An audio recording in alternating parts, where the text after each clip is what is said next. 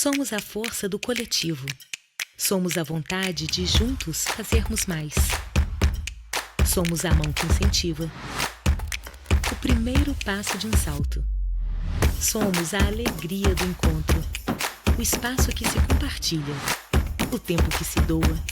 O futuro que se constrói. Somos histórias e transformação. Somos muitos. Somos o Instituto Unimed BH.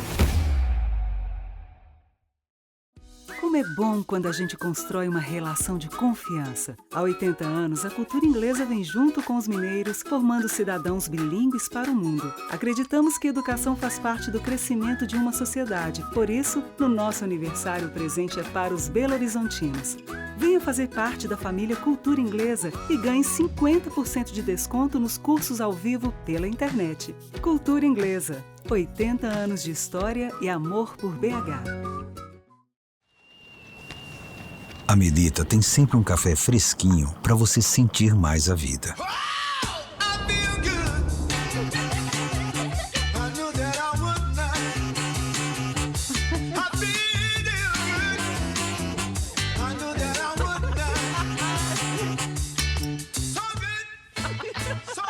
Seja qual for o seu preferido.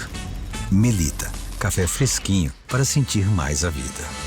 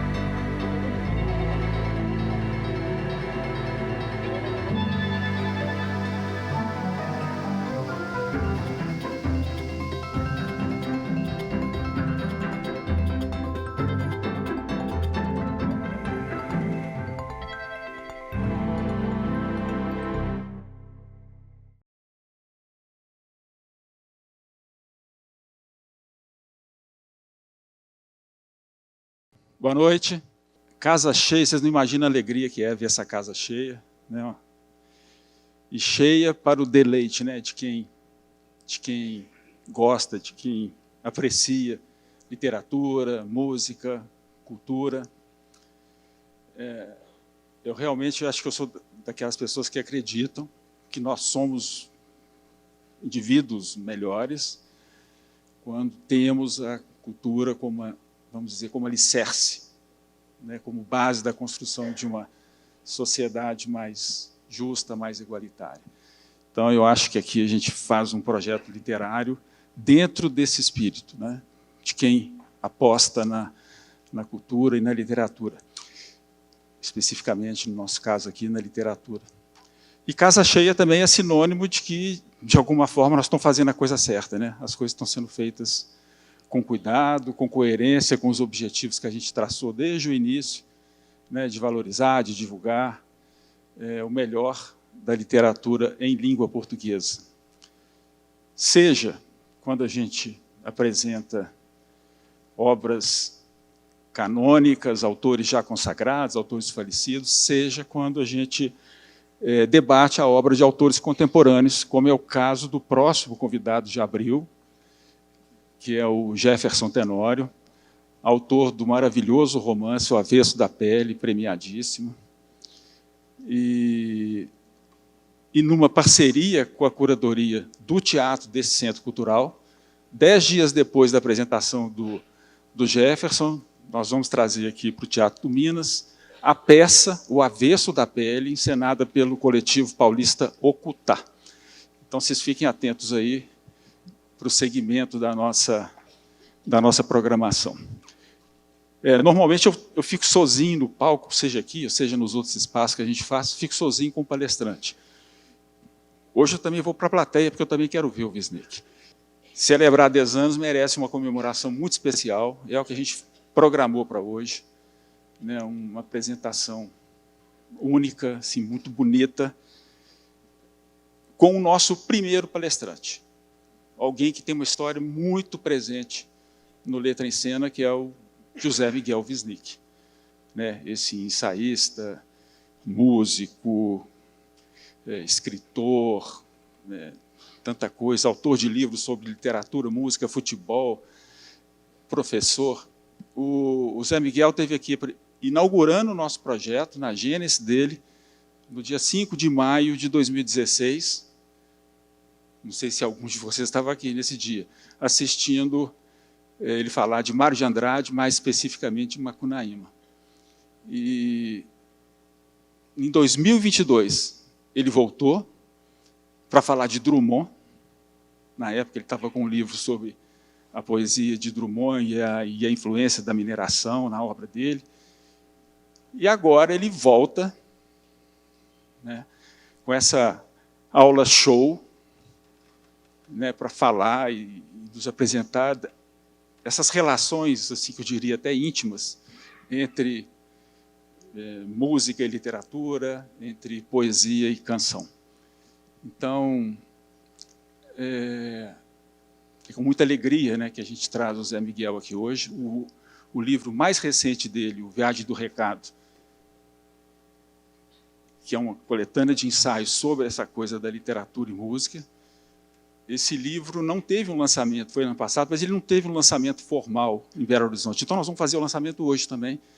E o livro está à venda ali fora, com o nosso parceiro, a Livraria Quixote, e o Zé Miguel falou que vai autografar, quem interessar, depois da nossa apresentação aqui.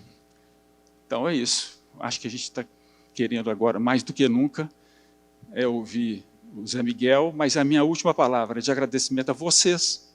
Agradeci tanta gente, mas eu quero agradecer especialmente a esse público maravilhoso que comparece aqui nessa noite e que muitos de vocês acompanham o projeto nesses 10 anos, né? E sabem como é bacana, como é um sentimento de vitória mesmo, conseguir realizar um projeto desse tamanho, ininterruptamente. Nem durante a pandemia a gente parou. Um projeto para falar de literatura, né? Para falar para vocês que gostam de livros e gostam de ler. Então, meu agradecimento enorme a todos vocês. E agora eu saio do palco, porque eu vou chamar o Zé Miguel Wisnik, recebo ele com muito carinho.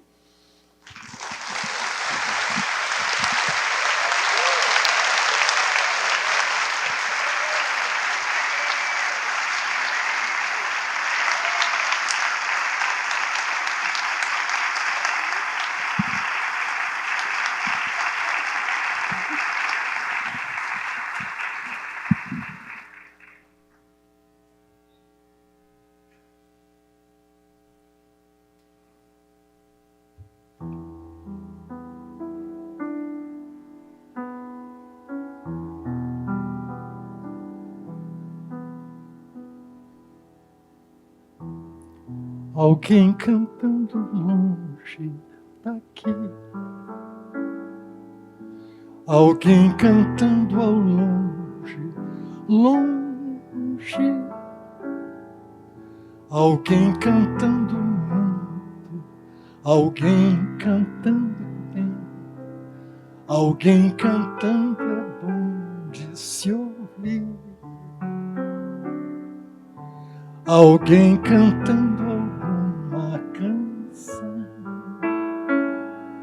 a voz de alguém nessa imensidão, a voz de alguém que canta, a voz de um certo alguém que canta como que pra ninguém, a voz de alguém quando vem do coração de quem mantém toda a pureza da natureza, onde não há pecado nem perdão. Alguém cantando longe daqui. Alguém cantando longe, longe. Alguém cantando muito, alguém cantando bem. Alguém cantando é bom de se ouvir. Alguém cantando alguma canção. A voz de alguém nessa imensidão. A voz de alguém que canta. A voz de um certo alguém que canta como que pra ninguém.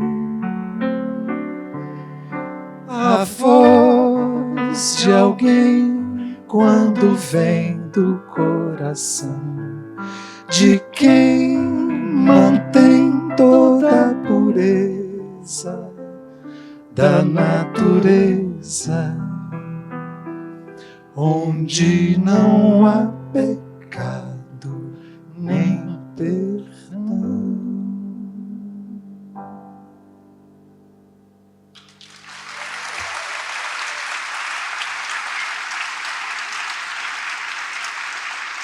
Christoph Silva.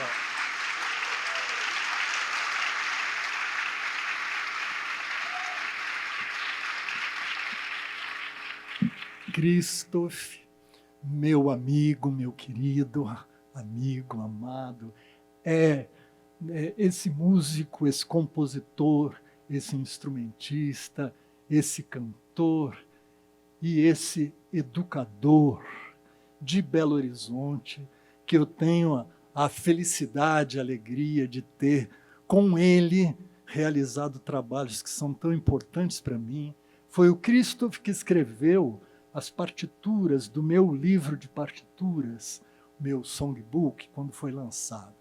E é o Christoph que é o organizador, convidado pela Companhia das Letras, a editora, para compor, pensar, imaginar esse livro de que o Zé Eduardo falou, chamado Viagem do Recado, esse meu livro que saiu ano passado, sobre música e literatura, e cujo nome vem de um ensaio sobre Guimarães Rosa, sobre o recado do Morro de Guimarães Rosa, e que está bem no centro do livro.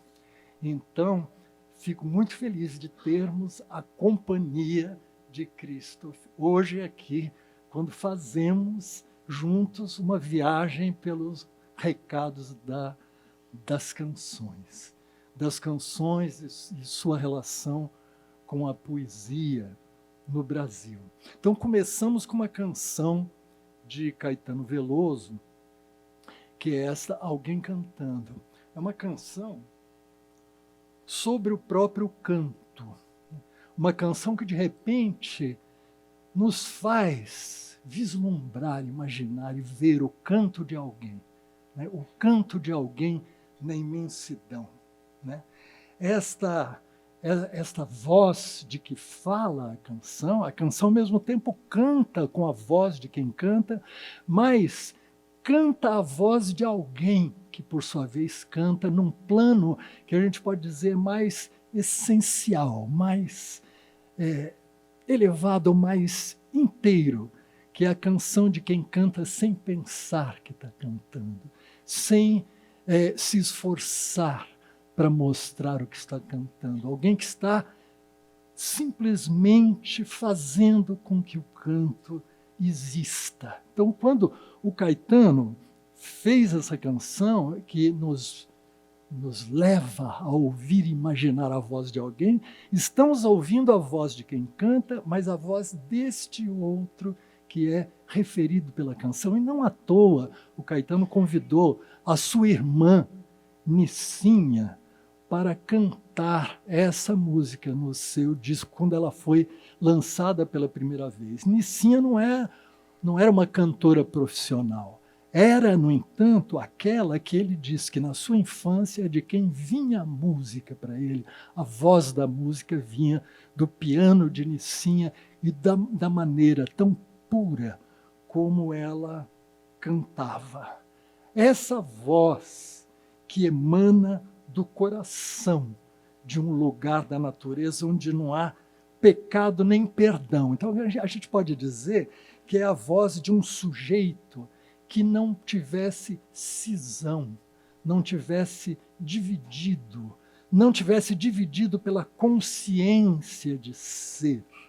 É aquele que canta que é exaltado, né, homenageado, invocado nessa canção, é aquele que canta, ou aquela que canta, estando em inteira coincidência com o próprio canto, né? Então é alguém que não padece, de certo modo, de uma divisão que fundou o sujeito moderno e que está numa frase de Schiller, né, poeta alemão da passagem do século XVIII para o XIX, que diz: quando a alma fala, já não fala a alma. Essa frase de Schiller é um marco da modernidade, de um sujeito dividido pela consciência de que, ao falar, algo se divide nele e não é mais ele plenamente que está falando. No entanto, quando canta, essa pessoa que canta nesse lugar, de um canto que vem do coração, de uma voz que vem da natureza sem pecado nem perdão, é como se essa pessoa inteira, plena, com aquilo que canta, como se ela tivesse para além dessa divisão do sujeito. E já que estamos falando hoje aqui e cantando, né, a relação entre a canção e a poesia, esse é um tema muito de Caetano Veloso, o poeta moderno que tem a consciência daquilo que faz, daquilo que diz, a consciência, portanto, que está dentro da arte, mas ao mesmo tempo se dobrando sobre ela e vendo aquilo que faz, de algum modo, com uma consciência que também está fora, mas que, no entanto, desejaria mais que tudo estar no lugar deste que canta sem pensar. Para fazermos logo uma primeira relação entre canção e poesia, nós temos esse tema muito vivo num lindo poema de Fernando Pessoa, que, aliás, é um poeta que também vive intensamente essa divisão da consciência de ser, de sentir e de pensar. Esse poema de Fernando Pessoa se chama, o primeiro verso é: ela canta, pobre ceifeira. E eu faço questão de ler para vocês.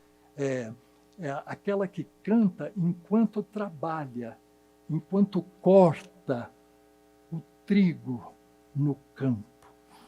E diz o poema, então: ela canta, pobre ceifeira, julgando-se feliz, talvez. Canta e ceifa, e a sua voz, cheia de alegre e anônima viuvez, ondula como um canto de ave no ar limpo como um limiar.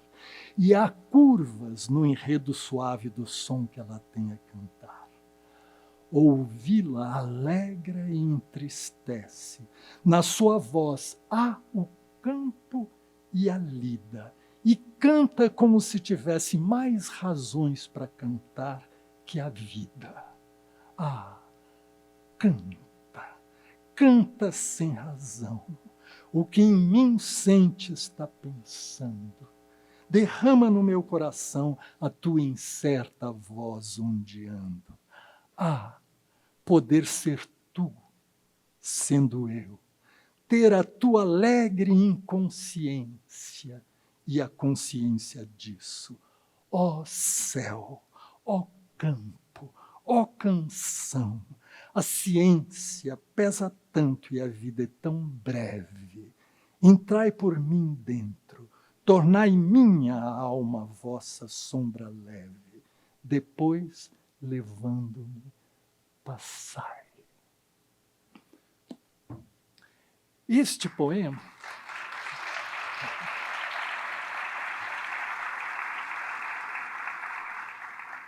Eu gostei dos aplausos, mas gostei do silêncio também, que é muito precioso para acolher, né? Essa canção-poema. Né? E, trazendo de volta para a canção brasileira, a gente poderia dizer que existe um compositor fundamental da canção brasileira, nos anos 40, 50, que é um cantor-poeta dessa essencialidade. As canções dele são sempre o que é, aquilo que é mesmo, aquilo que é sem divisão. E esse compositor é Dorival Caymmi. E eu quero cantarolar uma canção de Caymmi para a gente pensar sobre isso mesmo que a gente está falando, né? Que é, a canção diz: coqueiro de Itapuã, coqueiro, areia de Itapuã, areia morena de Itapuã, morena, saudade de Itapuã, me deixa, ó vento que faz cantigas nas folhas no alto do coqueiral, ó vento que ondula as águas, eu nunca tive saudade igual. Me traga boas notícias daquela terra toda manhã e jogue uma flor no colo de uma morena em Itapuã, coqueiro de Itapuã, coqueiro, areia de Itapuã, areia morena de Itapuã, morena, saudade de Itapuã, me deixa, me deixa, me deixa.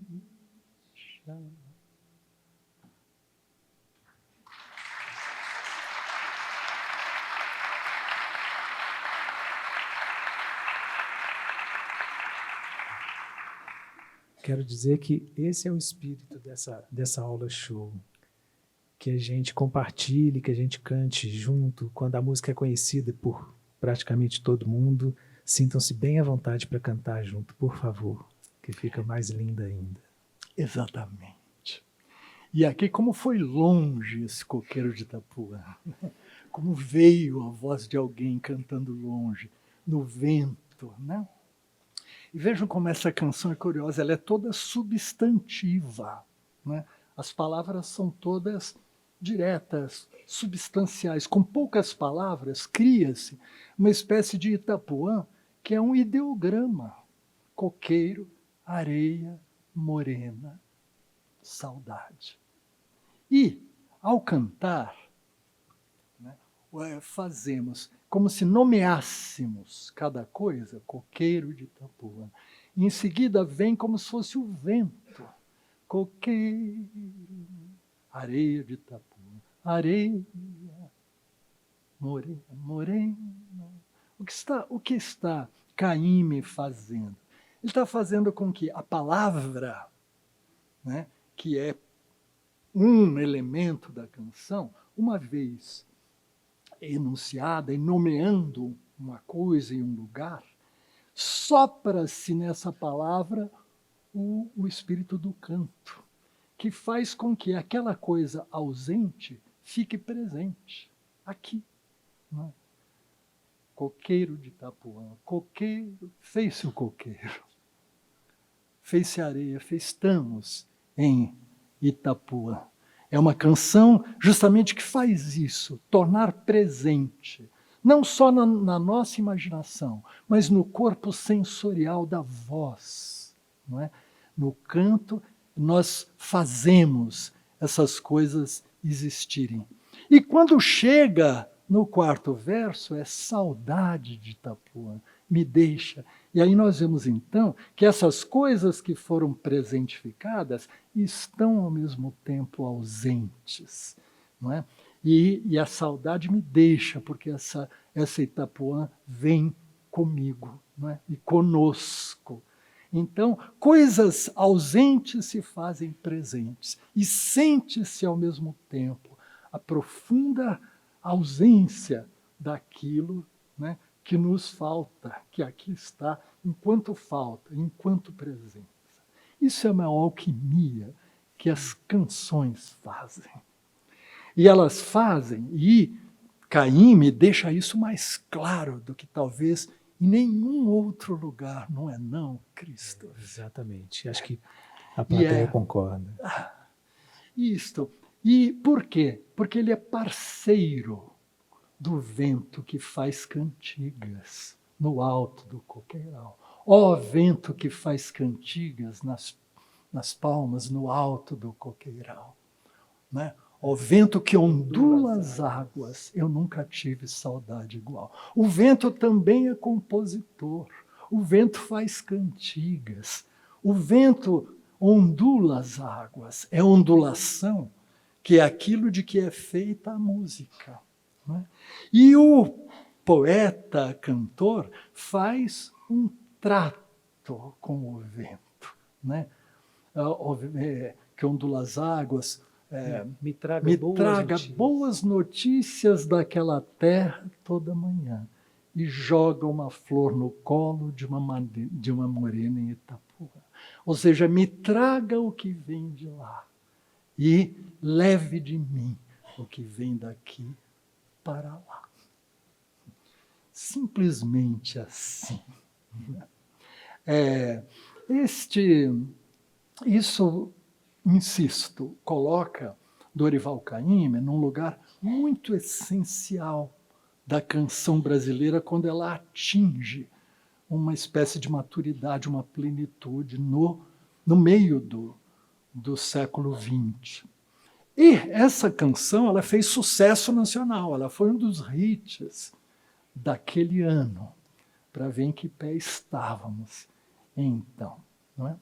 Mas quero dizer ainda que este lugar, este procedimento, essa alquimia da canção que Caymmi faz, ela tem a ver com alguma coisa que um pensador italiano chamado Giorgio Agamben fala sobre a poesia e a canção na Idade Média. No século XIII, na passagem do XIII para o XIV, ele se refere àquele tempo de Dante Alighieri. Ele diz que o Ocidente sabia uma coisa que depois esqueceu. E esta coisa era a doutrina do pneuma. Pneuma é o ar, mas o ar pensado como o espírito que nos habita, que nós respiramos. Nós respiramos um espírito cósmico que entra em nós, no nosso corpo, e volta e se irradia pelo coração. E o coração, portanto, nós inalamos, né, o universo e devolvemos através de alguma coisa que vem do coração, que vem do ar, e é o que Dorival Caymmi está fazendo na prática, exatamente. Né? No entanto, Jorge Agamben dizia, o Ocidente esqueceu, e ele pergunta, quem hoje poderia dar este passo para frente e atrás, pegando essa origem que pudesse ser lançada adiante? Ele faz a pergunta filosófica, mas é como se ele dissesse, ninguém pode mais fazer isto. Mas nós podemos dizer simplesmente, nós daqui, de dentro da canção brasileira, nós podemos dizer, sim, Dorival Caymmi.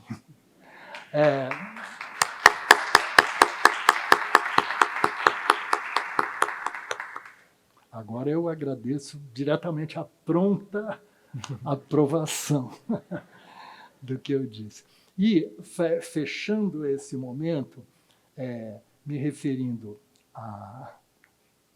a relação Caymmi com a poesia que nós podemos fazer, vocês conhecem os heterônimos de Fernando Pessoa, né? Fernando Pessoa tem aquelas várias personalidades em que ele se multiplica. Mas o mestre de todos, aquele que é o poeta da coincidência com as coisas, o poeta para o qual isto é isto.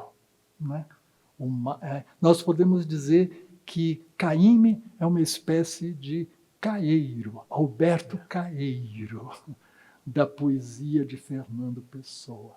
Ele é o Alberto Caeiro, Caymmi, da canção brasileira. O mar, quando quebra na praia, é bonito, é bonito. Tudo é o que é. Bom, agora vamos fazer um outro percurso para o qual eu convido vocês e peço então que nos acompanhem. Vão vendo.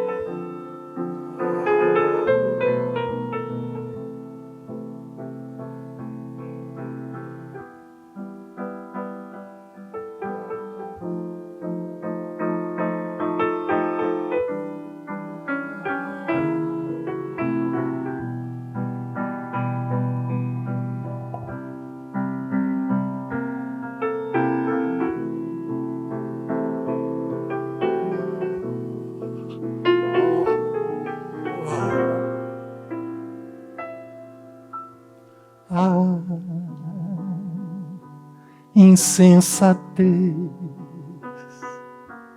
que você fez, coração, mas sem cuidado, fez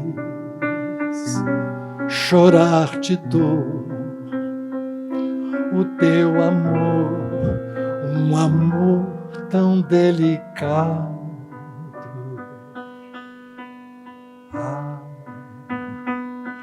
Porque você foi fraco assim, assim tão desalmado.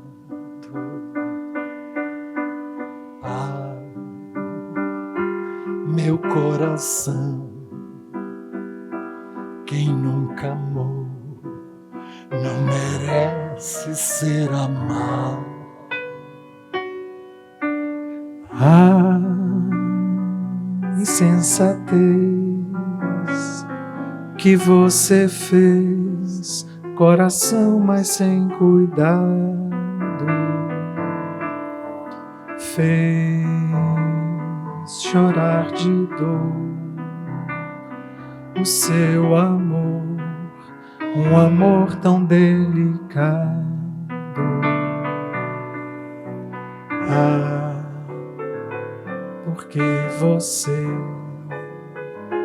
foi fraco assim, assim tão desalmado.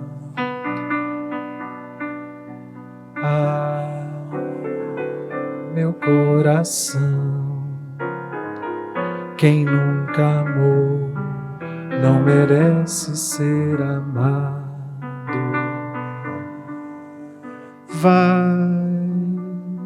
meu coração. Ouve a razão, usa só sinceridade.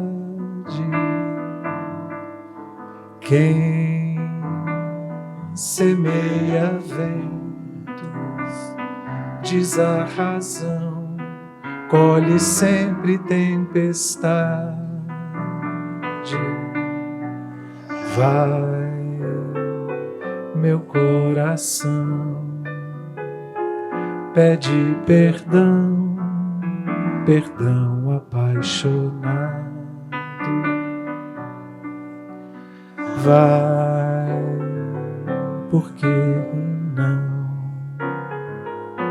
pede perdão, não é nunca perdoado.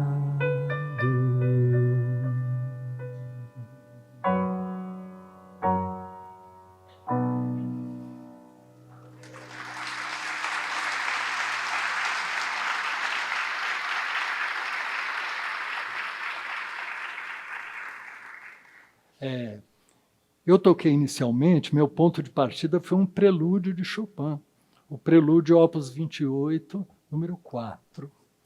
E é, portanto, uma peça do repertório de concerto. E o que estamos agora focalizando é o fato de o quanto na canção brasileira, especialmente na segunda metade do século XX, nós temos essas combinações, esses cruzamentos de poesia do livro com canção, mas também de música de concerto e música popular. No caso, Tom Jobim, parceiro de Vinícius de Moraes nessa canção, está fazendo alguma coisa que dialoga com o Noturno de Chopin. E que é, como nós vimos, a gente foi aqui passo a passo, vindo de um para o outro, sem nenhuma quebra, com as harmonias desse prelúdio, foi se extraindo as notas e a melodia dessa canção tão conhecida, que vocês conhecem, que está no nosso repertório, canção que já tem 60 anos ou mais, e que nós sabemos. Né? Essa canção está ligada a alguma coisa que Tom Jobim gosta muito de fazer nas suas composições, que é ter uma nota que fica parada e a nota fica parada na melodia. O que vai mudando é a harmonia.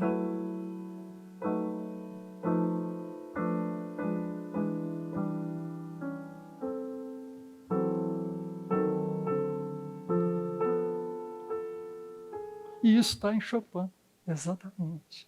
É isto que Tom Jobim pega esse procedimento. Esse procedimento é o que permitiu, por exemplo, uma outra canção muito famosa, que é quase um manifesto da Bossa Nova, que é o Samba de uma Nota Só. Por que de uma nota só? A nota permanece no mesmo lugar, mas a harmonia vai mudando. Eis aqui este sambinho, feito de uma nota só. Outras notas vão entrar, mas a base é uma só. Essa outra é consequência do que acabo de dizer. Como eu sou a consequência inevitável de você. Ela também, não é, mantém esse lugar e o sabor da nota vai se alterando completamente. A nota é a cada vez diferente, porque a harmonia vai deslizando e deslizando para baixo, né, para o grave, assim. Então isso está em Insensatez, está em Águas de Março, está aqui no Samba de uma Nota Só. Houve quem desavisadamente, então, dizia, tanto o Samba de uma Nota Só, quanto da Insensatez, que era um plágio, que Jobim plagiou Chopin, não é? Mas isso é uma visão completamente superficial da história. Não há um plágio. Há um uso do mesmo procedimento, né? Até quem deu uma resposta maravilhosa para isso foi um crítico literário, de artes plásticas, crítico de artes plásticas e de música, que é o Lorenzo Mammi, um italiano que se tornou brasileiro, veio para o Brasil para nossa felicidade, se tornou um importante crítico brasileiro, escreveu textos fundamentais sobre Jobim e sobre João Gilberto. Ele diz o seguinte, que o samba de uma nota só, né, se dizia que ele vinha da introdução do Night and Day de Cole Porter, que também usa esse procedimento. Mas ele diz, mas o Cole Porter também era acusado de plagiar a Sonata ao Luar de Beethoven, que também tinha aquele tema, tá, para, uma coisa incomum no século XIX, um tema que marcava.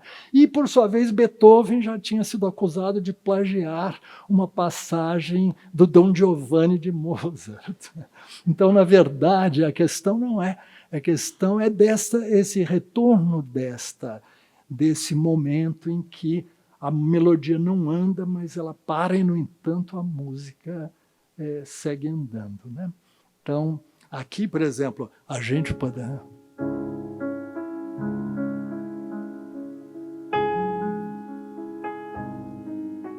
Estamos em pleno Beethoven, né?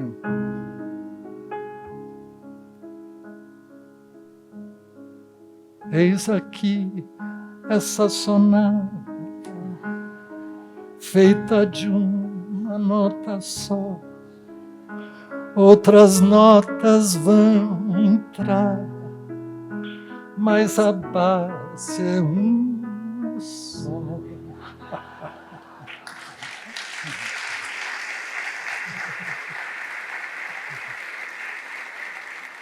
Olha, piadas à parte, a questão que está posta aqui é a imensa interpenetração do erudito com o popular na canção brasileira.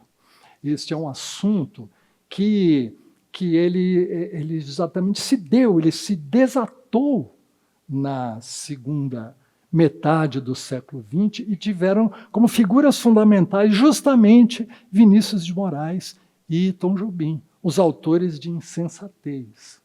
Vinícius de Moraes, ele conta que ele no começo na adolescência, ele fez umas canções que fizeram sucesso, inclusive.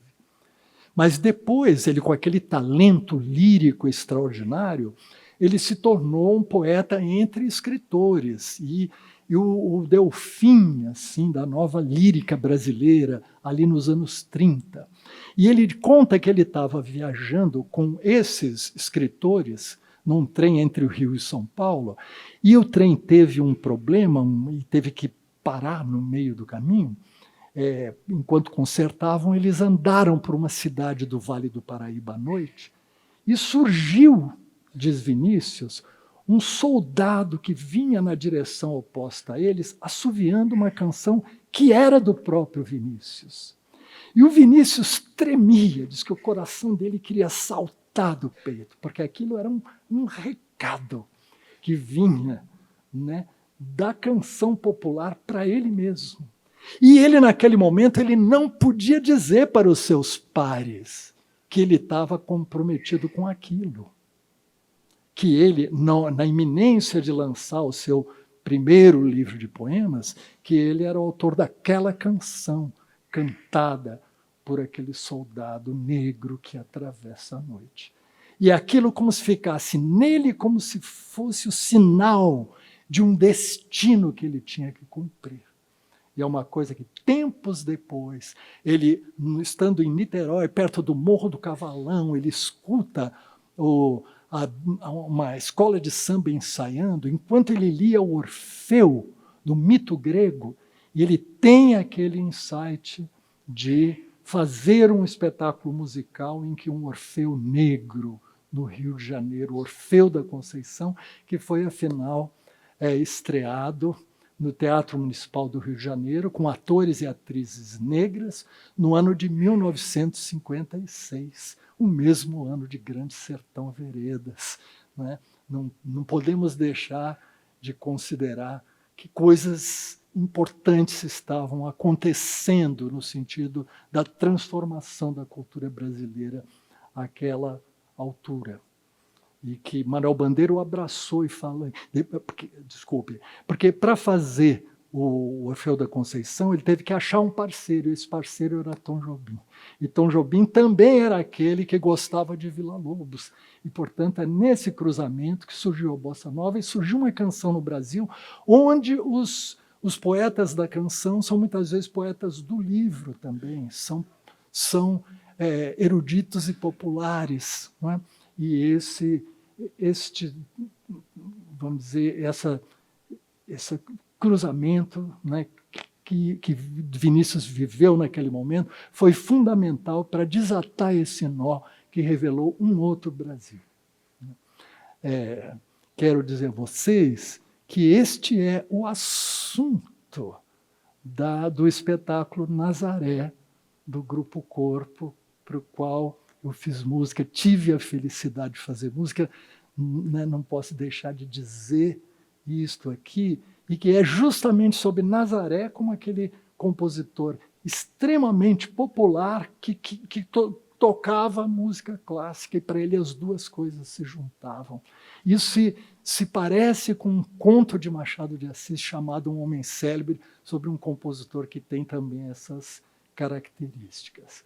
Bom, isso tudo, então, para nos apresentar esse campo em que a canção no Brasil se torna uma canção que tem tais relações com a poesia, a ponto de ser ela mesma, a canção, uma espécie de terceira margem do rio, a canção estar entre a poesia e a música. Né? Olha, eu me entusiasmei e falei demais, muito mais do que estava previsto para o nosso programa, mas agora, obrigado pelo apoio, mas agora nós vamos procurar seguir, dito isto, né, seguir mais pelas canções propriamente ditas. E agora, exatamente, uma canção, ou duas, que tem a ver com Grande Sertão, com Guimarães Rosa e Grande Sertão Veredas. E a canção que nós vamos fazer se chama A Terceira Margem do Rio. É uma música que Milton Nascimento fez e deu à música o nome do conto de Guimarães Rosa e pediu para que Caetano Veloso colocasse as palavras nessa música. O que acaba sendo uma coisa muito rosiana, porque é um recado, né?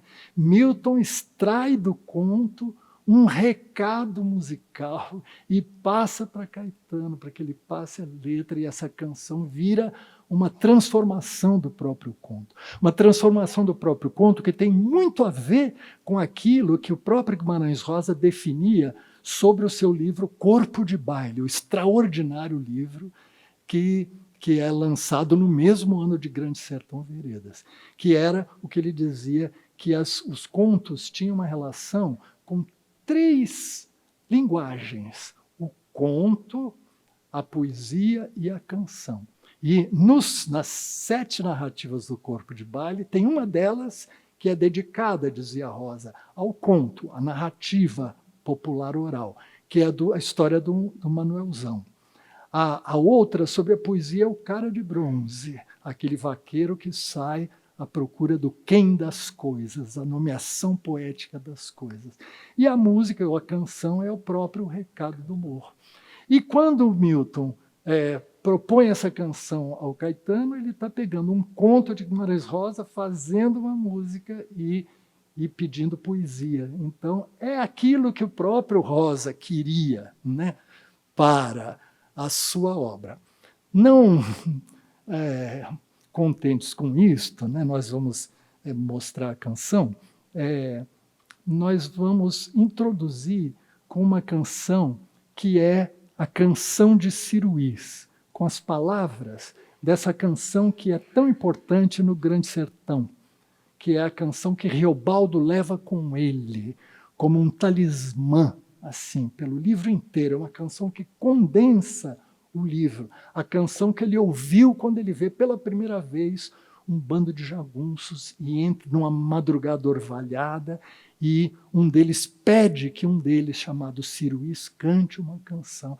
E essa canção que se diz que contém todo o livro, toda a travessia está contida na canção. Essa canção não tem música, evidentemente, mas o grande crítico literário Antônio Cândido fez aquilo que era a única maneira de se cantar essa canção. Ele lembrou de uma antiga canção imemorial anônima que sua mãe cantava e viu que ela se encaixava perfeitamente nos versos da canção de Ciruís. E cantava, então, a canção de Ciruís também como um recado, vindo, não se sabe de quem, não é? Da memória coletiva, através do canto da sua própria mãe.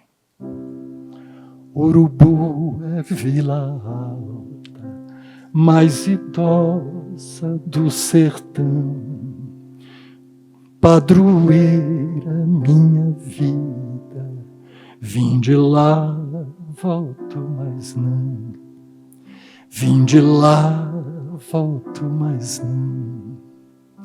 Corro os dias nesses verdes, meu boi mocho baetão, Buriti, água azulada, carnaúba, sal do chão, remanso de rio, lago, viola da solidão.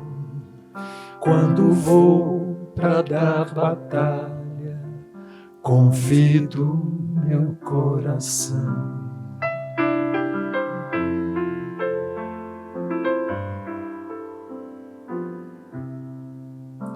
Urubu é vila alta, mais idosa do sertão, padroeira minha vida, vim de lá, volto mais não, vim de lá, volto mais não.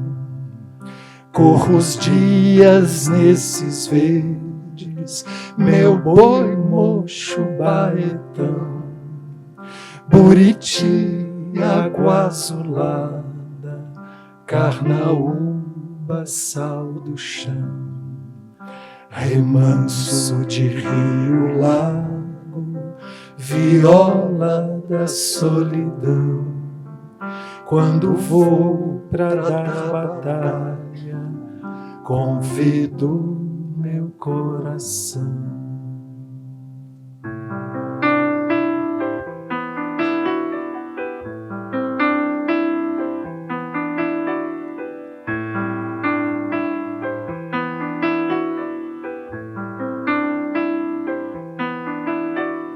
Oco de pau que diz, eu sou madeira, beira boa, taval, tris, risca certeira, meio a meio rio, silencioso, sério, nosso pai não diz, risca terceira, água da palavra, água calada, pura água da palavra, água de rosa dura, proa da palavra, duro silêncio, nosso pai. Margem da palavra, entre as escuras ruas, margens da palavra, clareira, luz madura, rosa da palavra, puro silêncio, nosso Pai.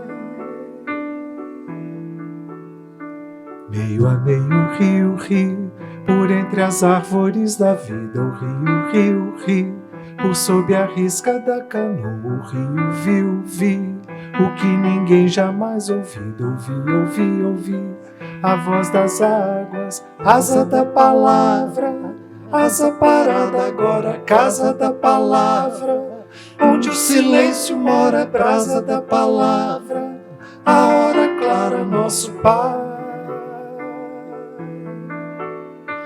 Hora da palavra, quando não se diz nada fora da palavra, quando mais dentro aflora a tora da palavra, rio, pau enorme, nosso Pai. Conosco. Oco de pau que diz: eu sou madeira, beira boa, taval, tris, risca certeira.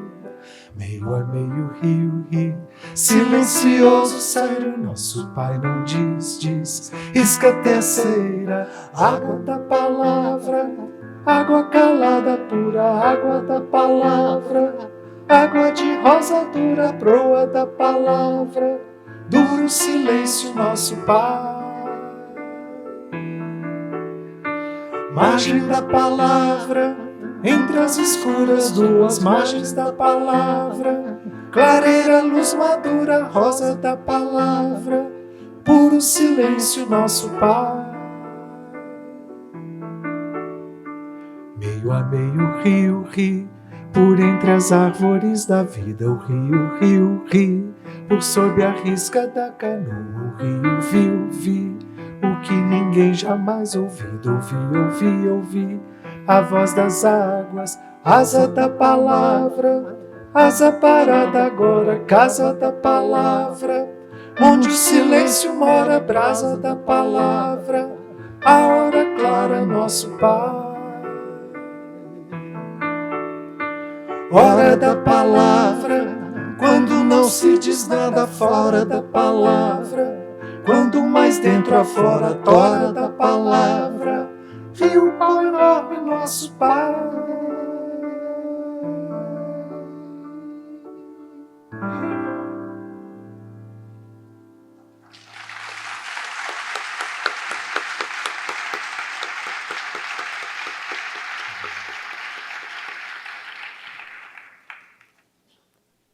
Então, vocês veem que esse conto, que é a história desse pai, né? São poucas páginas, mas as das mais iluminadas da literatura. Esse pai que, sem maior aviso e sem maior explicação, manda fazer para si uma canoinha, onde só cabe ele mesmo, e essa canoa é lançada ao rio e ali ele parte. E vai para lugar nenhum, porque ele nem desembarca na outra margem, nem sobe o rio, nem desce o rio. Ele fica num lugar inabordável, onde ele está ali como que avistado e de luso, né? Ele está num lugar que se imagina, se sente a ausência dele, mas que é ao mesmo tempo a presença dele, que é, no entanto, pura ausência. Como pode? Esse é o enigma e o mistério do conto. Como pode estar tão presente alguém que está absolutamente ausente? E como, estando alguém absolutamente ausente, pode estar tão presente? Vocês sabem, todos sabemos, em que situação é esta, né? Quando a presença e a ausência é a ausência e a presença, as duas lancinantes em nós. Essa palavra o conto não diz a propósito disto. Ele só deixa flutuando o fato de que talvez Guimarães Rosa esteja recriando, invertendo um mito, vamos dizer, da tradição mais longeva da mitologia grega também, que é o mito de Caronte, né? O barqueiro que leva os mortos para o Hades, para o mundo ínfero, não é? Onde ficam as almas como espectros. E, no entanto, no conto de Guimarães Rosa, que é uma versão poética moderna e profunda desse mito, Caronte, no conto de Guimarães Rosa, é como se Caronte, o barqueiro, se levasse ele mesmo para lugar nenhum.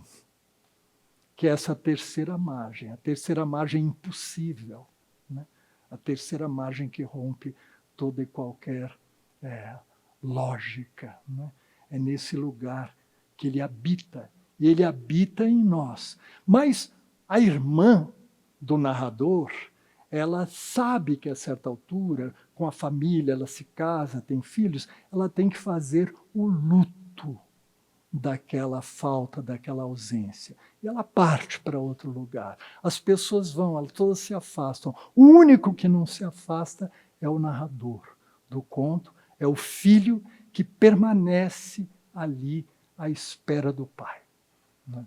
E essa espera que faz, ao final, que ele chame o pai, quando ele sente que ele já envelheceu e que o pai venha para que ele tome o lugar do pai na canoa, é nessa hora que o pai vem, mas para seu espanto vem como um espectro, vem como alguém de lá. E nessa hora é que ele não aguenta esse encontro, que é um desencontro, ele foge e conta essa história e diz que a vida dele é um falimento, é o fracasso da busca desse encontro ao qual ele mesmo fugiu quando se deparou, né, com o real desse encontro na falta, né, desse encontro espectral. Mas a narrativa que ele nos faz é uma narrativa em rio, é como se fosse o curso do próprio rio da palavra, vertente. É isto que o redime, podemos dizer. Ele conta para nós essa história se torna nossa, essa história é a história de todos. E por isso mesmo essa história não é o falimento, não é o fracasso, é a palavra, que justamente a palavra rio, é a água da palavra que dá sentido, que recupera, redime, não é? Sentido para essa história, para essa vida que o personagem nos conta. O que nós podemos dizer é que a canção, ela realiza isso maravilhosamente. Ela é uma interpretação poética do próprio conto. A música, né, ela já tem... Christoph, cadê você?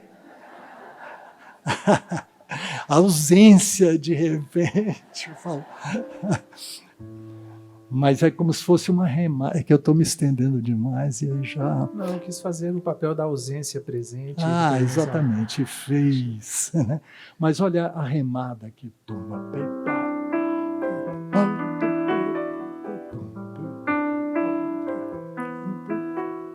Oco de pau, oco de pau,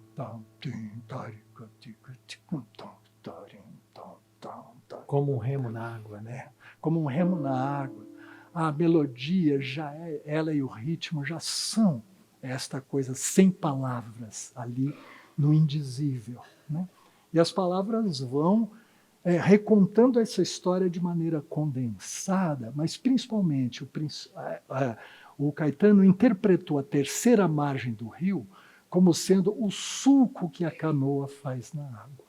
O sulco, né? Aquele risco na água que a canoa ao navegar risca, portanto que risca, que marca a água e se apaga, como a própria palavra que diz o ausente, que se faz presente e assinala a ausência. Portanto, a palavra é ela, esse lugar da ausência presente, né? Mas da palavra que está em curso, no fluxo do rio, se pondo perpétuo o rio, né, aliada com a música. Então, esta é um dos lugares, esse é um dos lugares a que chegou a canção no Brasil na sua relação com a poesia e com a literatura. Só quero completar dizendo que no final, né, depois de ter dito, a palavra é água, é asa, é brasa e é tora. Portanto, a palavra é água, é líquida, é o rio, mas ela é asa, portanto, o ar, ela é brasa, o fogo, e é a tora da árvore, enraizada, a terra. Ela é terra, fogo, ar e água. E esta palavra, né, no final, que se diz rio, essa tora da palavra, rio, pau enorme, nosso Pai. Essa imagem não vem gratuitamente, porque quando a gente olha a última página de Grande Sertão Veredas, ao final da travessia, Riobaldo diz: o rio São Francisco se comparece como um pau enorme. Né? Na travessia, o próprio rio se eleva como um tótem fálico, né? Dessa ausência-presença. E o Caetano, então, juntou o Grande Sertão com a terceira margem do rio, ao trazer essa imagem para a poesia canção do conto. O que faz da canção uma espécie de ensaio crítico, interpretativo sobre a canção. Ela é uma revelação sobre Grande Sertão e sua relação com a terceira margem do rio. Eu pergunto a vocês, em que cultura contemporânea um popstar interpreta, junto com outro cantor grandioso da música popular, o maior prosador da sua literatura? Em que lugar isso aconteceu? Esse lugar só acontece neste país espantosamente terrível e grandioso ao mesmo tempo. Grandioso pela cultura que produziu, erudita e popular, né? E que é capaz de fazer com que, mesmo tendo uma riquíssima literatura e um baixo letramento médio, o que faz tão importantes projetos como esses do Letra em Cena, que é o cultivo da leitura, mesmo numa literatura, né, que tem esta força, justamente ela é a expressão do que é potente e, ao mesmo tempo, falho em nós. Baixo letramento médio. Todos nós que damos aula de literatura sabemos disso, como você tem que lutar pela leitura. Isso atualmente já vai ficando no mundo inteiro assim, mas no Brasil já tem esta base, esse desnivelamento entre essa alta cultura popular e, ao mesmo tempo, essa dificuldade do literário, né? Das instituições letradas. Razão pela qual a canção, às vezes, é ela que segura todas as pontas, porque ela está, vamos dizer, segurando todos esses níveis. Vamos a uma outra, que nós só podemos... Essa vocês estão convidados mesmo. Já que eu voltei, eu quero ouvir e cantar também, junto com vocês. Cantarolemos. Drão, o amor da gente é como um grão, uma semente de ilusão. Tem que morrer para germinar, plantar em algum lugar, ressuscitar no chão nossa semeadura. Quem poderá fazer aquele amor morrer, nossa caminhadura, dura caminhar pela estrada escura.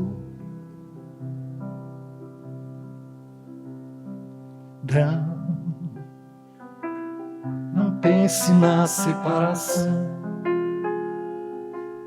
não despedace o coração. Deus sabe que o amor é vão, estende-se infinito, imenso monolito, nossa arquitetura. Quem poderá fazer aquele amor morrer, nossa caminhadura, dura caminhada pela vida fora. Cama de tatame, né? Drão. Os meninos são todos sãos, os pecados são todos meus. Deus sabe a minha confissão, não há o que perdoar, por isso mesmo é que há de haver mais compaixão. Quem poderá fazer aquele amor morrer, se o amor é como um grão? Morre e nasce trigo, vive e morre pão. Essa merece tudo de novo, por favor. Drão. O amor da gente é como um grão, uma semente de ilusão. E morrer pra germinar, plantar em algum lugar, ressuscitar no chão nossa semeadura.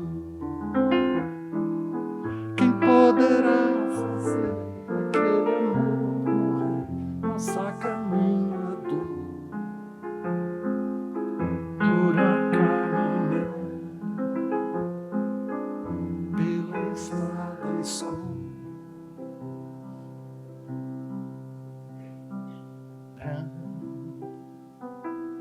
Não pense na separação,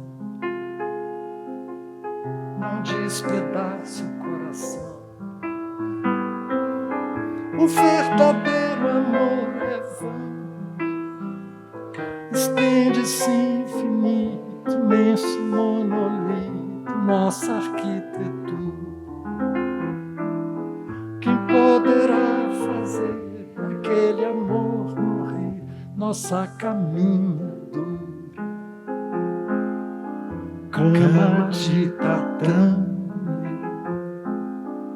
pela vida fora. Drão. Os meninos são todos sãos, os pecados são todos meus.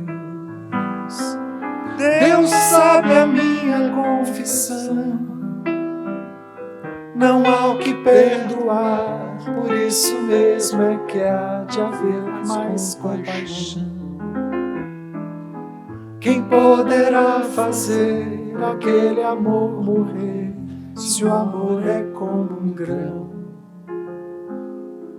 Morre e nasce trigo,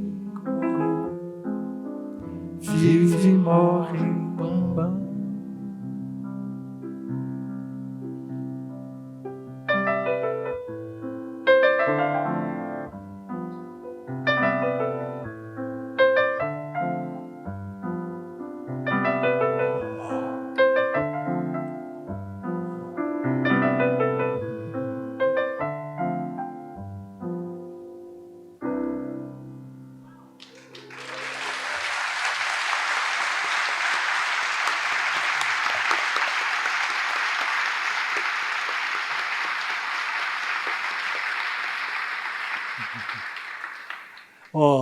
Só dizer que essa canção é uma constelação de ãos, né?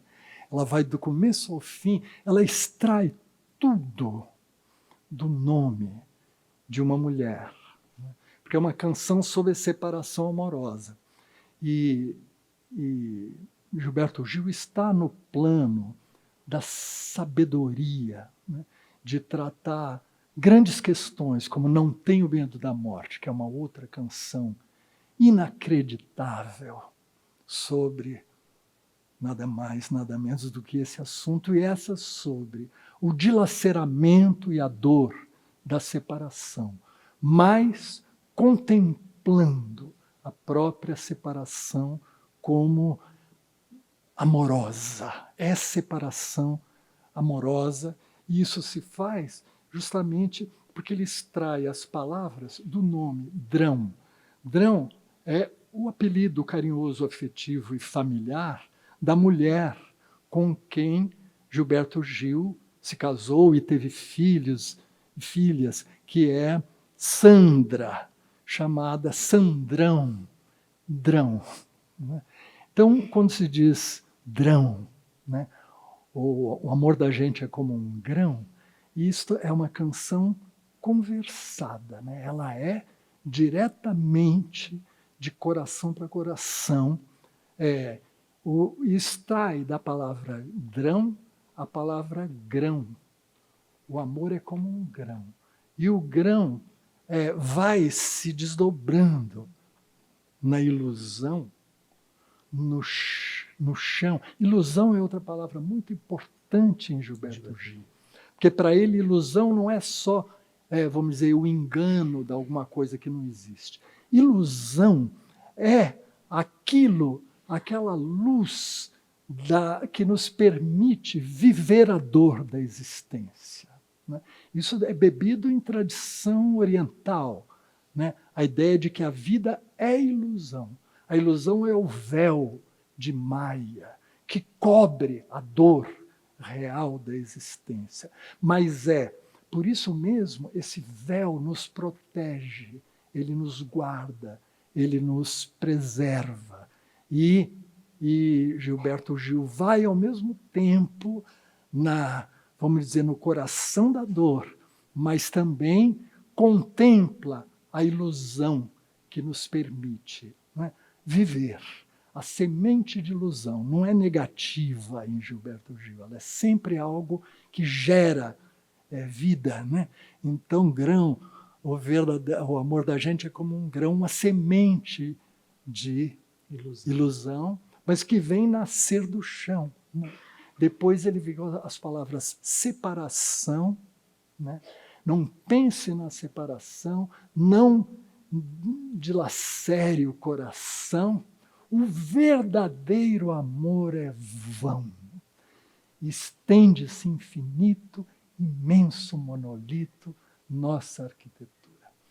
Esse verso tem essa maravilha que é a poesia descortinar no momento em que você vê no sentido de uma palavra um outro sentido. O verdadeiro amor é vão. Vão, como nós sabemos, é aquilo que não deu certo, como adjetivo. É aquilo que fracassa, que não se realiza. Não é? Portanto, os nossos falimentos estão ligados aos nossos esforços vãos na vida. Mas, quando ele diz o verdadeiro amor é vão, é um substantivo. O vão livre da arquitetura moderna e tão forte na arquitetura brasileira. O vão do MASP, no museu, na Avenida Paulista, em São Paulo, tantos vãos, né? De uma coisa que está suspensa como um monolito. O verdadeiro amor é vão. Estende-se infinito, suspenso em si mesmo. Né? Suspende-se infinito, imenso monolito, nossa arquitetura. Nossa arquitetura é feita desse vão. Portanto, o que seria vão não é vão, é esta, vamos dizer, superação, né, de algo que flutua, né, que existe essencialmente nesse processo pelo qual as perdas vão se tornando vida. Né? Os meninos são todos sãos. Sabemos o quanto essa canção participa do processo de elaboração em Gil, da perda de Preta Gil. A canção ficou fortemente ligada a isso, mas os meninos são todos sãos. Deus sabe a minha confissão. Não há o que perdoar, por isso mesmo é que há de haver mais compaixão. E, finalmente, né, o amor é como um grão, morre e nasce trigo, vive e morre pão. Todo esse percurso que faz o grão chegar ao pão é uma alquimia poética em que essas dores, né, são vividas, encaradas e atravessadas e transcendidas. Né? Isto acontece Isso aconteceu na canção brasileira e a gente não pode se esquecer disso. Eu não resisto ainda a ler, eu vou ler uma letra de uma música de Gilberto Gil, chamada Metáfora. Vou ler como se fosse um poema, porque é um poema. E não é só um poema, é um poema sobre a poesia, sobre o que distingue a poesia, sobre o que diferencia a poesia. Que tipo de lógica preside a poesia? Então vejam, uma lata existe para conter algo, mas quando o poeta diz lata, pode estar querendo dizer o incontível. Uma meta existe para ser um alvo, mas quando o poeta diz meta, pode estar querendo dizer o inatingível. Por isso, não se meta a exigir do poeta que determine o conteúdo em sua lata. Na lata do poeta, tudo nada cabe, pois ao poeta cabe fazer com que na lata venha a caber o incabível. Deixe a meta do poeta, não discuta. Deixe a sua meta fora da disputa. Meta dentro e fora, lata absoluta. Deixe-a simplesmente metáfora.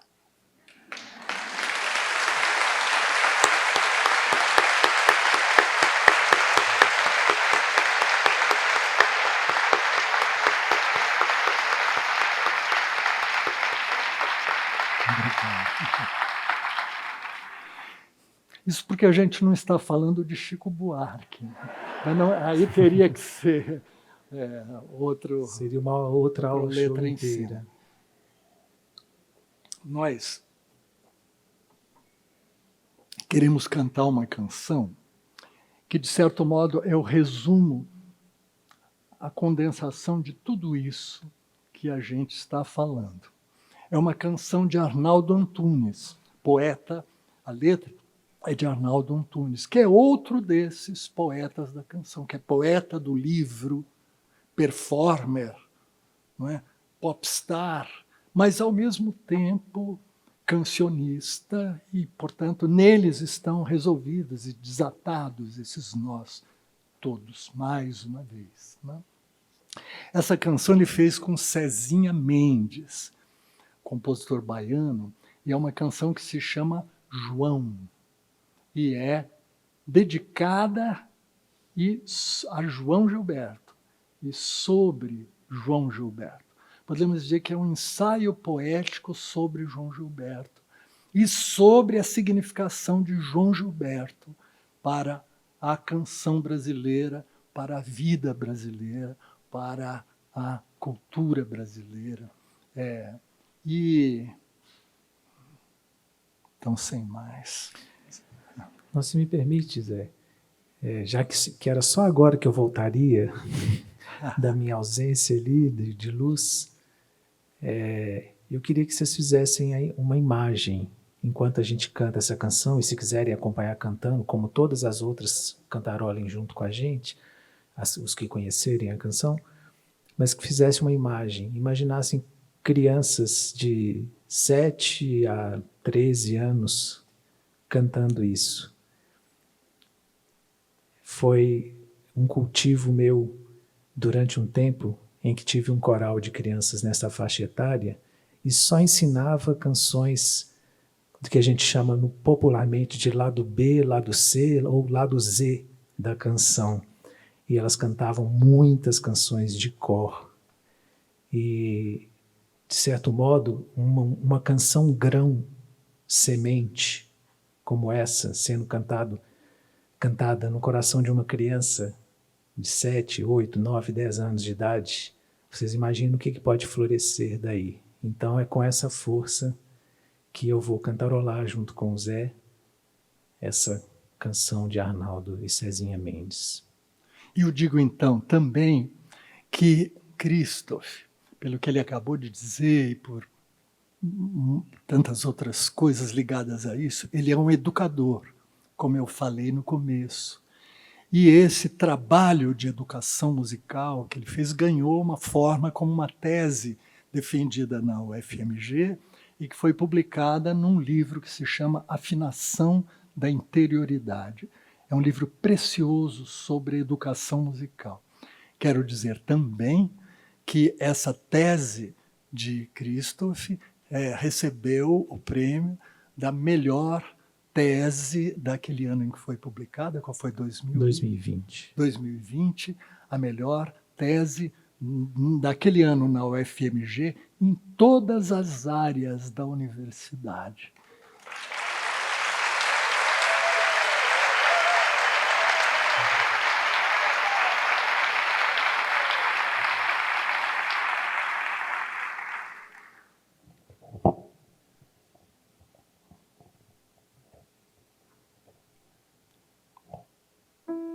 São tantos e tão poucos têm noção de como se inaugura uma nação. Não é bem com monumentos ou com balas de canhão. É quando uma brisa bate na respiração e entra no juízo de um João que dedica todo empenho e amor ao seu engenho para arejar os cantos da canção e dar sentido à nossa sensação. Milhares de partículas no ar reviravoltam numa vibração para nos dar sua bênção, para nos tirar do chão, como se a rotação da Terra fosse então essa voz e esse violão. Quando uma só pessoa o silêncio aperfeiçoa, toda a multidão escuta o coração e se torna civilização.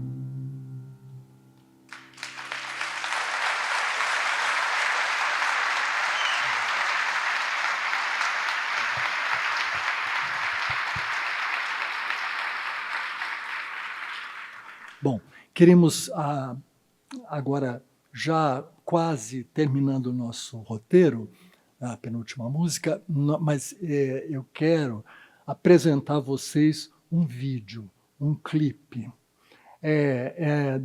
da canção de Caetano Veloso chamada Anjos Tronchos.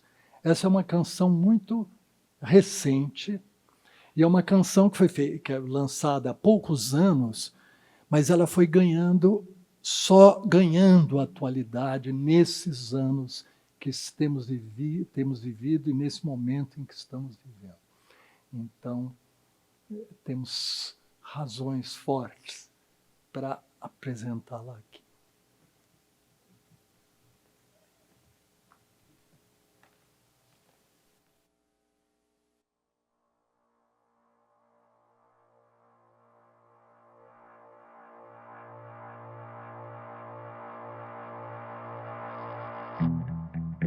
Uns anjos tronchos do Vale do Silício, desses que vivem no escuro em plena luz, disseram vai ser virtuoso no vício das telas dos azuis mais do que azuis. Agora a minha história é um denso algoritmo que vende venda a vendedores reais. Neurônios meus ganharam novo outro ritmo. E mais, e mais, e mais, e mais, e mais. Primavera árabe e logo horror. Querer que o mundo acabe-se. Sombras do amor.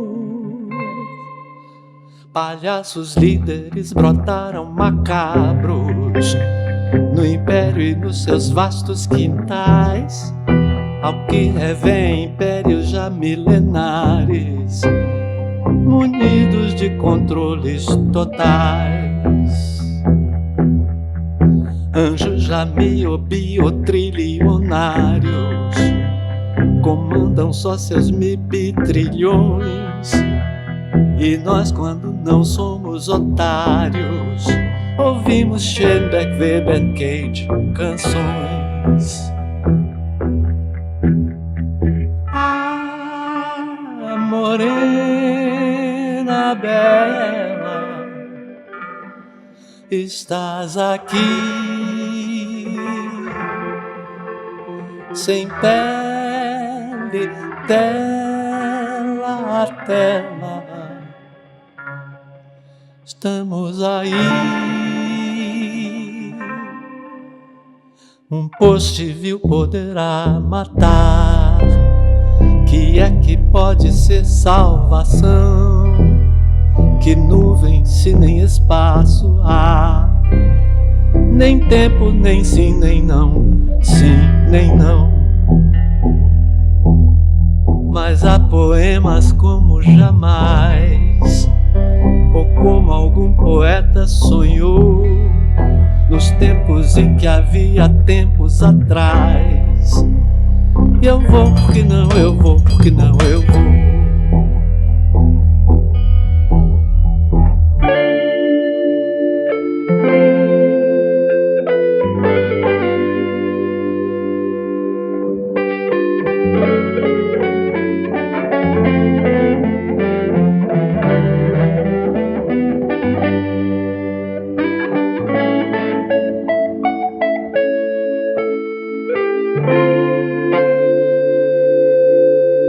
Uns anjos tronchos no Vale do Silício tocaram fundo minimíssimo grão.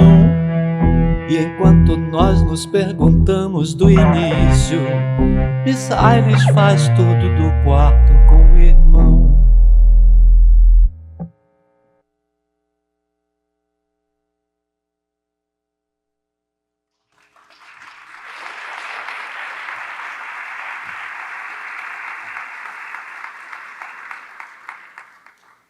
Bom, muita coisa poderia ser dita sobre essa canção, mas só quero não deixar de assinalar o fato de que ela trata de uma questão muito premente de transformação do mundo nos últimos tempos, que é a força das redes, das big techs e da transformação da vida que está ligada ao fato de que todos nós nos tornamos usuários enredados em rede num processo do qual participamos já e somos, ao mesmo tempo, arrastados por ele. A canção é sobre esse arrastamento, mas eu no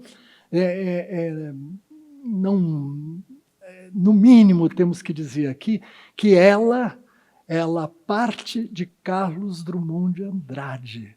100 anos depois do livro de Carlos Drummond de Andrade, Alguma Poesia, 100 anos depois do poema de Sete Faces, que diz: quando eu nasci um anjo torto, desses que vivem na sombra, disse, vai, Carlos, ser gauche na vida. Este poema, ao falar das transformações tecnológicas e as imensas implicações existenciais e políticas e,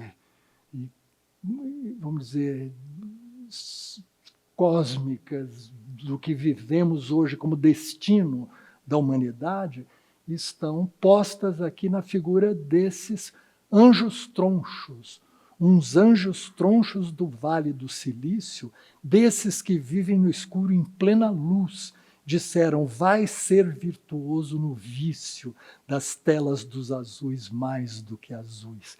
Então não é o anjo torto e gauche, quer dizer, inadaptado de Carlos, que é uma espécie de duplo do poeta no poema de Drummond. O anjo é aquele que o lança para a vida e com o qual o poeta se identifica, o poeta também inadaptado e também torto, descobrindo o mundo moderno que então se apresentava, o mundo de 7 faces instantâneas, simultâneas, um mundo cubista nesse poema de 7 faces, esse mundo da velocidade, da instantaneidade, em suma, este mundo moderno que se apresentava, o poeta entrava nele com o seu anjo, o seu duplo, que era este ser com o qual ele, podemos dizer que ele se identifica, não é? Que é uma expressão, um alter ego do próprio poeta. Agora não, uns anjos tronchos, a palavra é muito baiana, mas ela diz, troncho é aquilo que é mal formado, que não tem forma, não está definido. Anjos tronchos do Vale do Silício, portanto, de onde nasceu a tecnologia internética, informática e as redes e as big techs, desses que vivem no escuro em plena luz. Não vivem, portanto, na sombra. Vivem no escuro de uma luz que é uma luz luciferina, podemos dizer. É esses que dizem, vai ser virtuoso no vício das telas dos azuis mais do que azuis. Vai se viciar no vício das telas. Né? É como se esse anjo dissesse, vai ser o narciso de mim, preso no escuro da tecnoluz. Esse anjo é uma espécie de carrasco e vampiro, né? É este que atira o sujeito no mundo. É esse que diz essa voz e que aponta para as telas dos azuis mais do que azuis. Você sabe que esse é um dado tecnológico, que as telas dos computadores, as telas informáticas, dos celulares, elas são telas que têm uma luz azul de fundo, que é uma luz que tem a propriedade de alterar o relógio biológico central do corpo, o regulador do ritmo circadiano de sono e vigília, e alterar a produção de melatonina. Portanto, tem um impacto sobre a concentração, sobre a capacidade de aprendizado, e uma correlação com ansiedade e depressão. Tudo isso está no fundo dessas telas dos azuis mais do que azuis. Vai ser virtuoso no vício das telas dos azuis, mais do que azuis. Agora a minha história é um denso algoritmo que vem de venda a vendedores reais. Acho que todos sabemos, ou temos que saber, que quando a gente usa os celulares e usa os computadores, etc., você está trabalhando para eles, porque tudo que você está fazendo, todos os seus atos, eles são registrados em rede e eles se tornam material que, por sua vez, é monetizado, é mercantilizado em rede e que serve para fisgar a nossa atenção. Nós não estamos simplesmente usando um instrumento, estamos sendo usados por ele. E aqui, então, o que o sujeito diz, a minha história se torna um denso algoritmo que vem de venda a vendedores reais. São eles que vendem, nos vendem, revendem. Né? Isso tem uma alusão a um poema de Augusto de Campos, que é homenageado implicitamente nessa canção, um poema já de várias décadas atrás que dizia, não me vendo, não se venda, não se vende. Ou seja, não se venda, não me vendo, não se vende. E que ele joga com os verbos ver, vendar e vender. Então, estamos aqui num ponto entre ver, vendar e vender e ser vendido é o que se tornou o núcleo complexo desse processo. Ao mesmo tempo que neurônios meus ganharam um novo outro ritmo, e mais, e mais, e mais, e mais. Porque nossas percepções são exigidas e são, vamos dizer, aceleradas por esse processo. Vale a pena dizermos de novo que Fernando Pessoa, em 1914, num texto chamado Ultimátum, ele dizia que as transformações técnicas tinham se tornado exponenciais e que elas mudavam numa proporção geométrica, enquanto as sensibilidades das pessoas vivem numa progressão aritmética das gerações. As sensibilidades se formam e cada geração vai formando a sua sensibilidade. Mas a tecnologia vai superando esse ritmo das sensibilidades pessoais, não é, coletivas, geracionais, e vai acelerando exponencialmente. Isso Fernando Pessoa dizia há mais de 100 anos atrás. Imaginem o que significa hoje com estes saltos, vamos dizer, vertiginosos dos últimos tempos. E aqui a música ainda diz primavera árabe e logo horror. Que a primavera árabe é uma promessa daquilo que se dizia de que o melhor que poderia vir desses meios informáticos. Né? Mas, ao mesmo tempo, ela prometeu e ela traiu, digamos assim, ou reverteu o que prometeu. Né? E aí vem a estrofe que eu quero dividir com vocês. Palhaços líderes brotaram macabros no império e nos seus vastos quintais, ao que revém impérios já milenares, munidos de controles totais.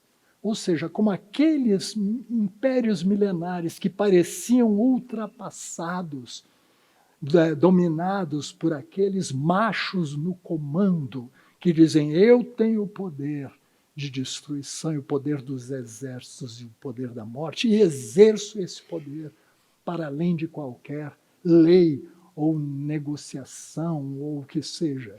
Se eu posso destruir, eu destruo. Nós estamos assistindo isso agora, a olhos nus. E isto, portanto, são impérios, os impérios milenares que voltam, mas munidos de controles totais, que estão inseparáveis. E sabemos o quanto as big techs estão ligadas, por sua vez, ao poder.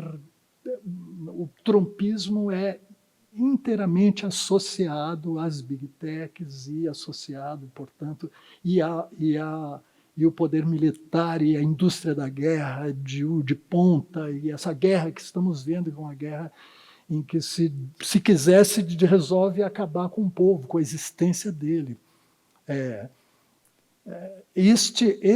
Para esta palavra, para este mundo, né, a palavra horror, que é pronunciada aqui, se aplica. As nossas retinas, tão fatigadas, estão expostas a esse horror.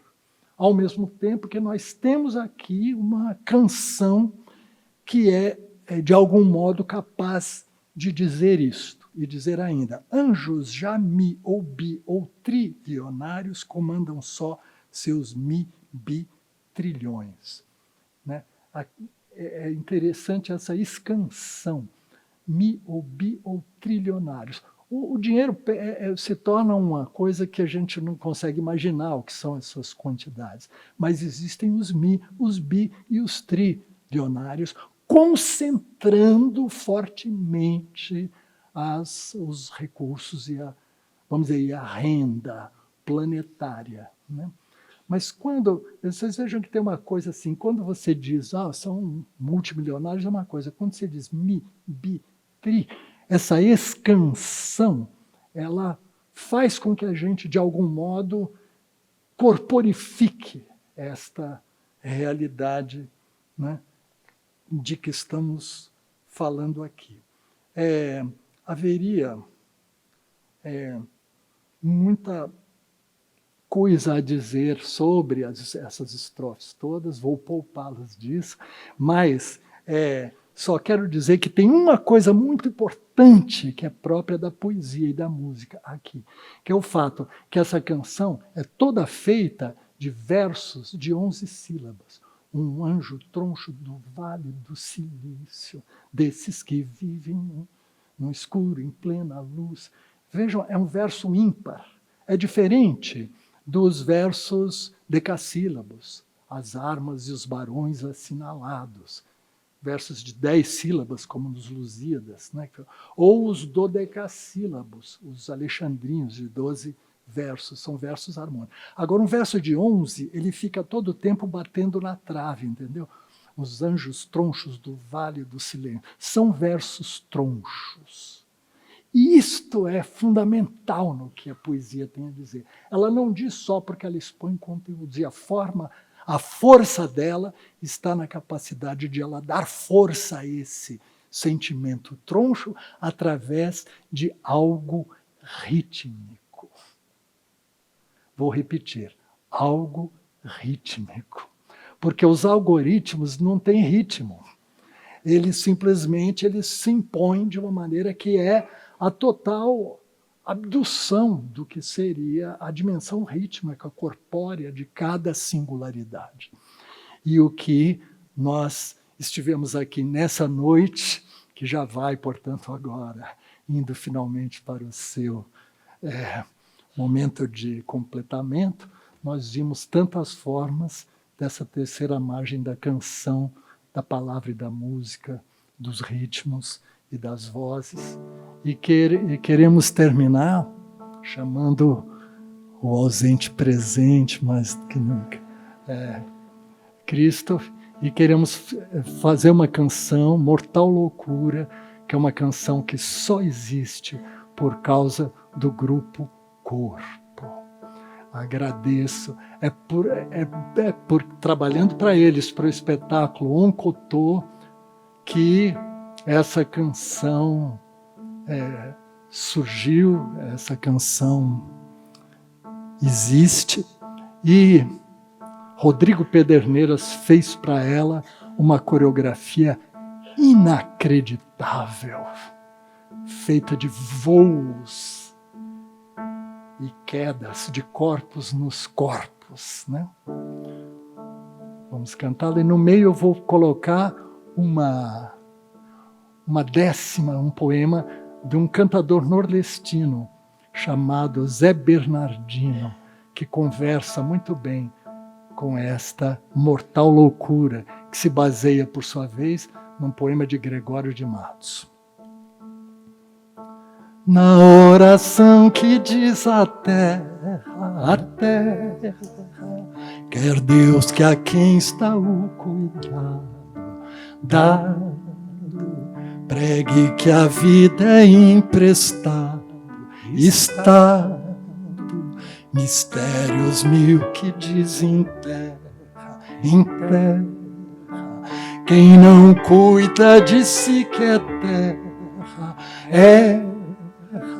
que o alto rei por afamado, amado, é quem lhe assiste ao desvelado, lado da morte ao ar não desaferra, a fé, quem do mundo a mortal loucura cura, a vontade de Deus sagrada agrada, firmar-lhe a vida em atadura dura, ó voz zelosa que dobrada brada, já sei que a flor da formosura usura será no fim dessa jornada nada.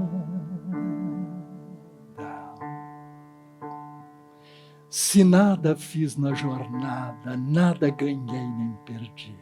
Nada ignoro do nada, pois que do nada nasci. Se o nada é meu jazigo, seja o nada meu abrigo, pois nada disso me enfada.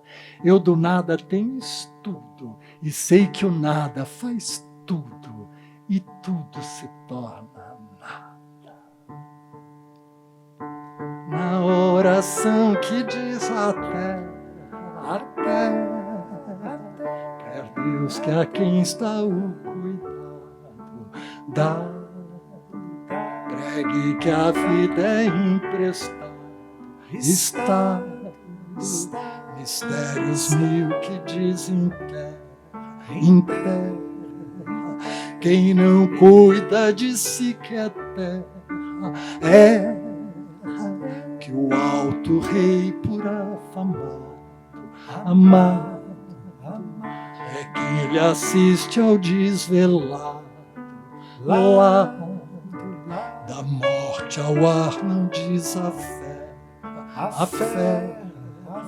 Quem do mundo a mortal loucura cura a vontade de Deus sagrada agrada firmar-lhe a vida em atadura dura. Ó voz zelosa que dobrada brada, já sei que a flor da formosura usura será no fim dessa jornada nada.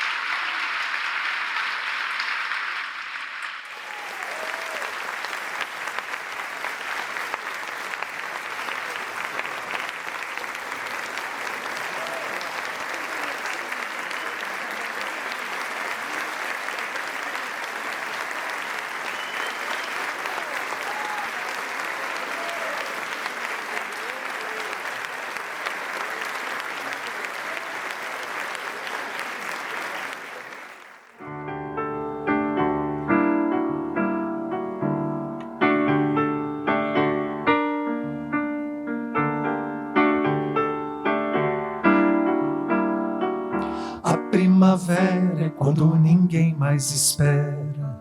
A primavera é quando não. A primavera é quando do escuro da terra acende a música da paixão. A primavera é quando ninguém mais espera e desespera tudo em flor. A primavera é quando ninguém acredita e ressuscita por amor. A primavera é quando ninguém mais espera e desespera tudo em flor. A primavera é quando ninguém acredita e ressuscita por amor. A primavera é quando ninguém mais espera. A primavera é quando não. A primavera é quando do escuro da terra acende a música do tesão. A primavera é quando ninguém mais espera e desespera tudo em flor. A primavera é quando ninguém acredita e ressuscita por amor. A primavera é quando ninguém mais espera e desespera tudo em flor. A primavera é quando ninguém acredita e ressuscita por amor.